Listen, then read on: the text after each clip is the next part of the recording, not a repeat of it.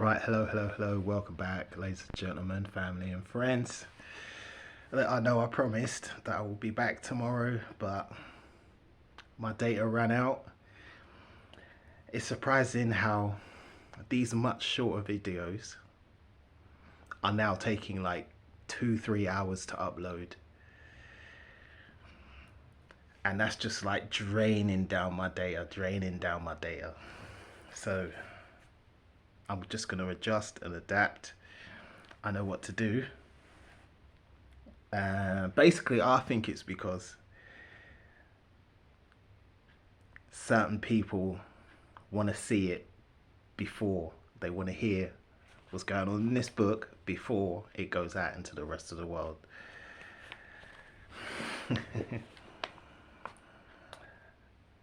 I don't know. Personally, I think this book is dangerous. And I'll show you why. Chapter 17, DANGCHAO. Levi Zhu DANGCHAO was discussing plans with Pope Pius XIII, who had only been in office for a little longer than DANGCHAO himself had been UN Secretary General. They were in the Pope's private residence in Jerusalem. The head is due to be placed on the statue in front of the cathedral tomorrow morning. Is that right? Yes, it is, replied Pius. It was cast yesterday, and it's being delivered today. I have a different head for it, DANGCHAO announced flatly. Another head? The Pope asked in amazement. What do you mean? Why do we need a different head? What I mean is that I have had another head cast for the statue, and I want you to use it instead. But why? What's wrong with the one we had planned to use? What's wrong with it? DANGCHAO said to himself, as though searching for an answer. He looked out of the window for a moment to add a little drama to what was to follow. And then he said it again, sarcastically and slowly. What's wrong with the head that Pius commissioned? He turned slowly and faced Pope Pius. His face had changed. It was hideously contorted, and his voice deep and raspy. What's wrong with that? What's wrong is that it isn't me, he growled. Pius drew back in fear. Zhu, what's happened to you? He asked.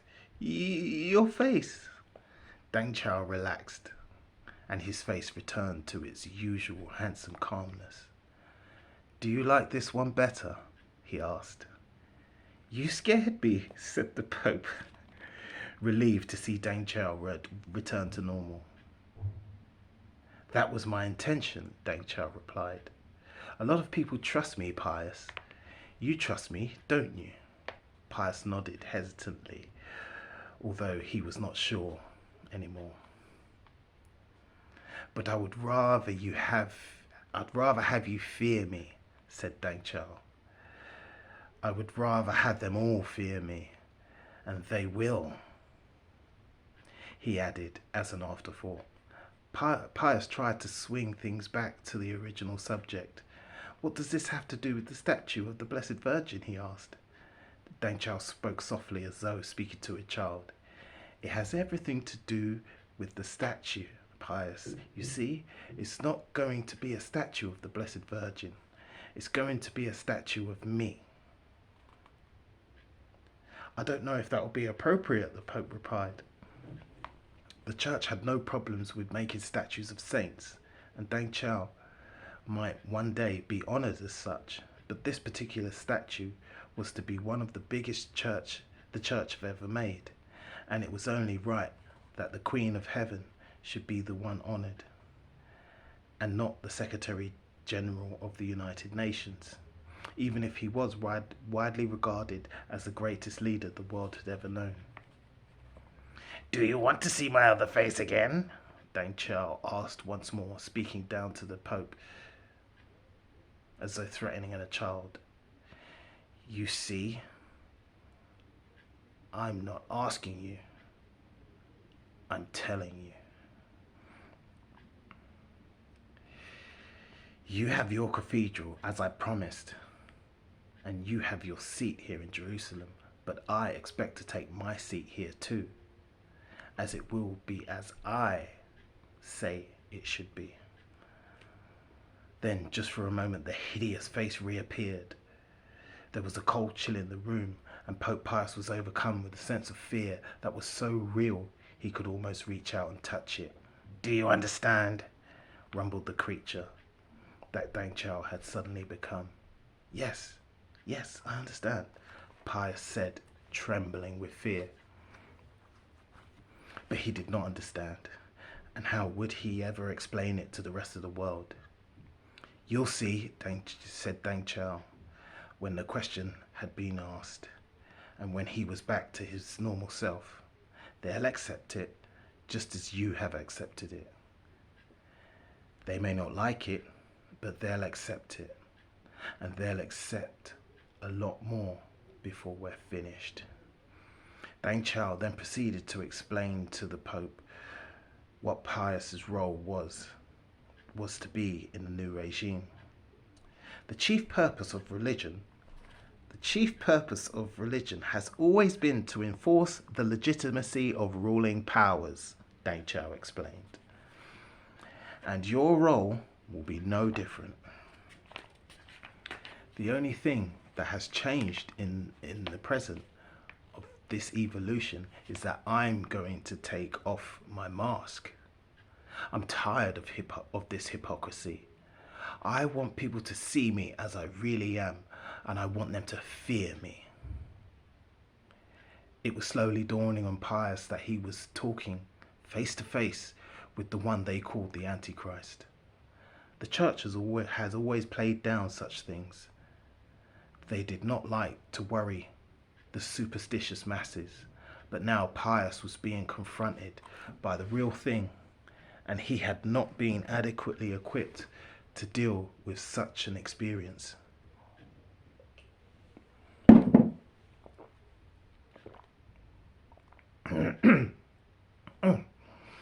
Sorry. So he had been tricked into making the move to Jerusalem. He was there only for the purpose of propping up the rule of this evil man, if DANGCHAO really was a man. But Pius could not go back to Rome now. And even if he tried, would DANGCHAO let him? He had experienced only a few seconds of the terror that DANGCHAO was able to inflict just through his presence, and he knew instinctively that this beast was not going to loosen his grasp easily. He was DANGCHAO's slave, and there was no way out. He would watch for an opportunity to use his position to accomplish something good, of course.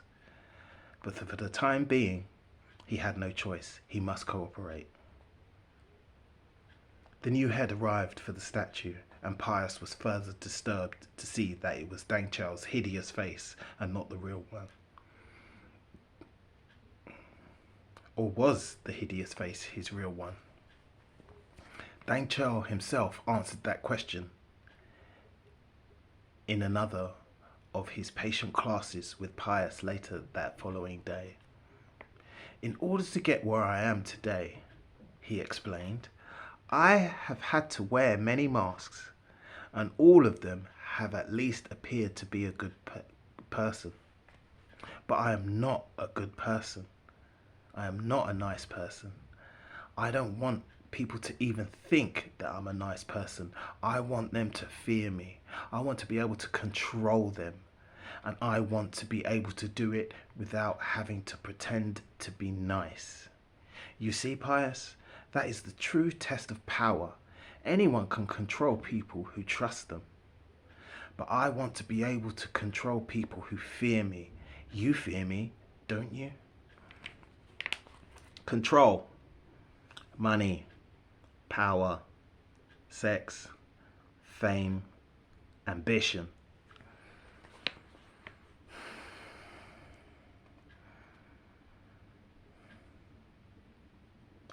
Pius had no choice but to contradict his earlier confession of faith in DANGCHAO, and to nod in agreement with his new assessment of his relationship with the world order. Yes, you fear me, DANGCHAO said with a wicked smile. You are even now looking for a way to escape, but there is none, is there? Where would you go? I control the world, and I am able to do it even when people like yourself would rather that I did not. I have been able to achieve that control through the mark. Through my mark, he bragged. Pope Pius looked puzzled, but he did not dare to voice his question. Nevertheless, DANGCHAO guessed what he was thinking. You question whether the mark is truly mine, he asked. But that is because you continue to see the mark. But that is because you continue to see the mask, and you forget the reality behind it.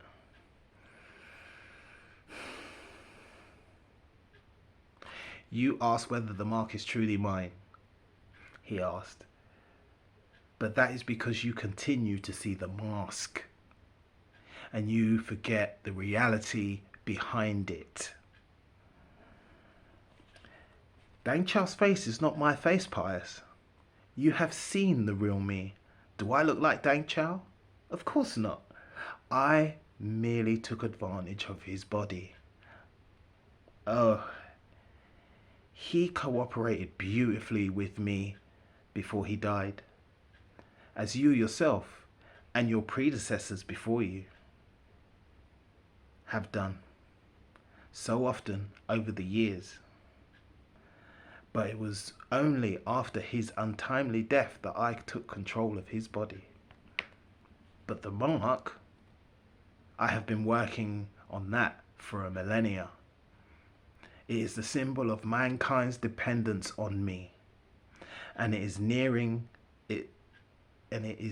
completion. Yes, Pius, it's my mark, and I control the world with it. DANGCHAO commanded the Pope to decree that the world should worship him, and that they should worship his image. The image of Mary in front of the cathedral of the divine creation was to become the image of DANGCHAO, or rather the image of the beast behind DANGCHAO. Don't be sanctimonious, DANGCHAO argued, when Pius said it would be blasphemous. You've been worshipping Mary for centuries, and she's far less divine than I am. The masses never complained about being told that Mary was God's mother. So if you could get them to believe that whopper, why can't you just say that you've had a relation that I'm God's father? And at that, DANGCHAO broke into a fit of demonic laughter that chilled Pope Pius to the bone. End of chapter. Zion Ben Jonah writes, the Revelation talks about a dragon being cast out of heaven. Revelation 12, 7-9. The dragon comes to earth and makes war against the church, or bride of Christ.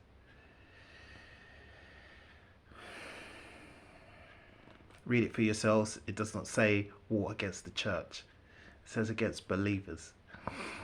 Revelations 12, 12-13. The dragon is, in fact, the devil who has come to make war against God and against all who believe in God. Revelations 13:5. The dragon takes possession of a human body which has received a deadly wound with the devil inside of him. His body is referred to as the beast. Revelations 13:3. Now, personally, I'm quite open to this because the dragon has different heads. And it may be a country. I don't know. Maybe I need to read it again, because you see new things when you read it again. Like I've said before, like everybody who reads the Bible knows this. But it says that one of the heads has a wound and recovers from that wound. So it could be a country who's been hit by war but gets back on its feet again, or has been nuked, or I don't know. This is why I'm very open to things. I do not have fixed saying, yeah, this is going to happen, that's going to happen. I know what it says, but when it happens, I think we'll recognize it. Or after it's happened, then we could say, yeah, that was that, that was that. Because like I said before, many times in that book, people had prophecy right in front of them and they didn't recognize it. How are we any different?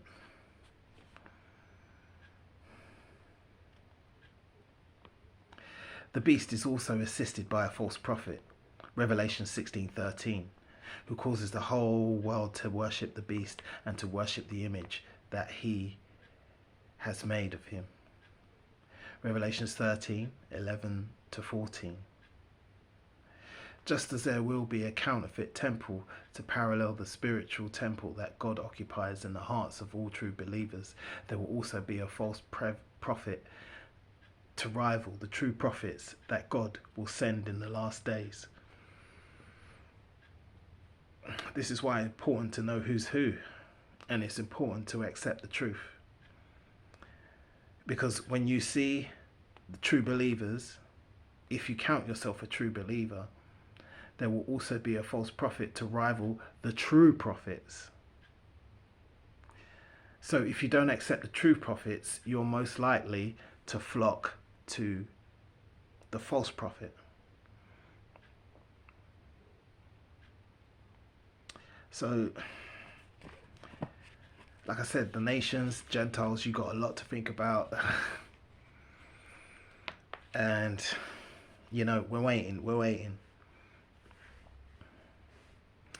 While true believers will trust an invisible God to meet their needs, the counterfeit believers will worship a statue and put their faith in the mark or money to meet their needs. Ephesians 5:5. The most inspiring thing about the rise of the Antichrist, however, is that his hypocrisy will cease. People will be forced to take a stand, totally one way or another. No more compromises, no more indecision, no more double-mindedness.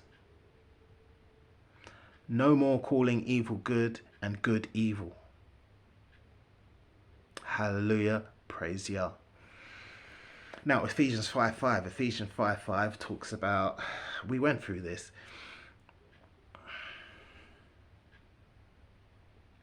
talks about covetousness and whoremongers and people who strive after wealth and ill-gotten gains and stuff like that will not enter the kingdom. So like I said, it comes back to the 5 things: money, sex, power, fame, ambition. These are the things they're going to come at you with, because that's how they've ruled the world these past 1,000 years. That's how they've controlled people. That's what they've fought over. And you can see it today. It's just so obvious. It's everywhere. So are you ready? And, you know, things get serious. And you really want to consider whether you're a true believer or not. Whether you really want to do this.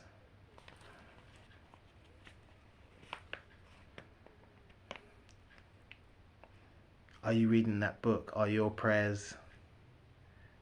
Are you praying against God's word? Is what you're praying for God's will?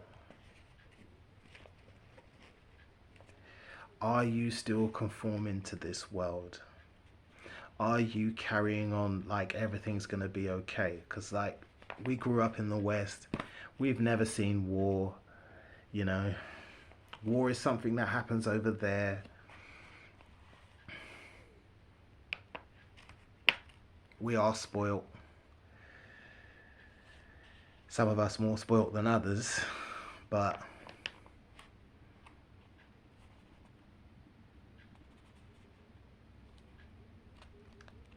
the mask will come off. And when the mask comes off,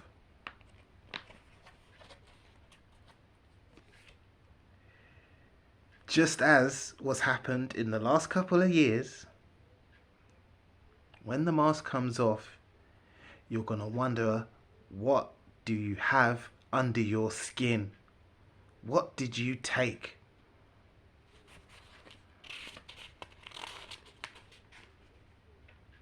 And the mask won't come off until then.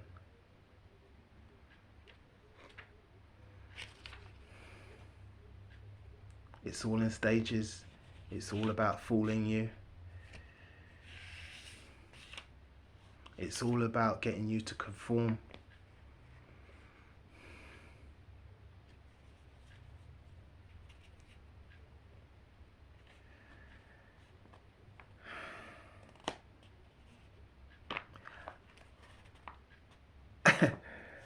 And the question I have is, do you see it? Like, do you see it? Do you switch on that television? Do you see it? Do you hear their plans? Do you hear the way they talk? Do you see it in the movies coming out? Do you see it in the TV shows, the programming? Do you see it? Do you see it? Do you see it in social media? The distractions. But one thing I can say about me running out of data is that I was allowed to have 3 days with no social media. And it was actually very, very refreshing. And it made me realize, especially Twitter, which I go in and out of Twitter. I just say a few things, I post a few things, and then I'm done.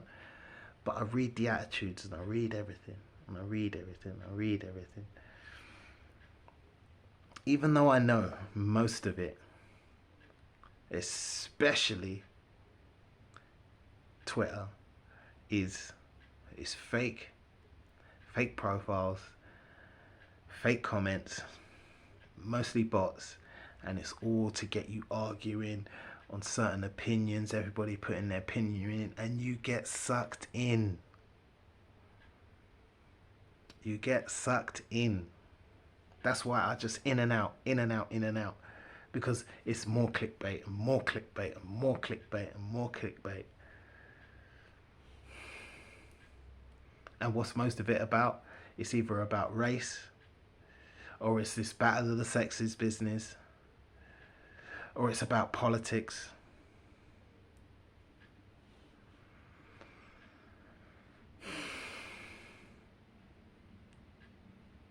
And if you're totally asleep, totally on the source, and you're an absolute degenerate and a real shallow, empty person, you're probably just watching all the porn and the violence and all the pranks and everything. It really is time to wake up. It is time to wake up. And please check out the video I posted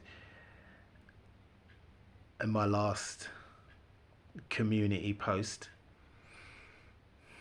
on the community page, because that interview was so powerful. It says so much, and it shows how people can mock us all they like, but the smart people are saying the exact same thing.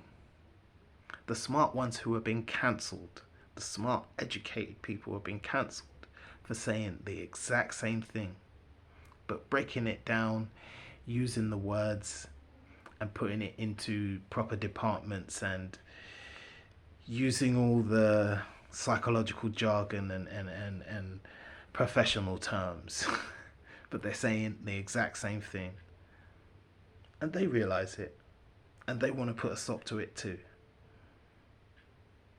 But like I said, we've gone too far. You cannot save this world. You cannot save your country. save yourselves.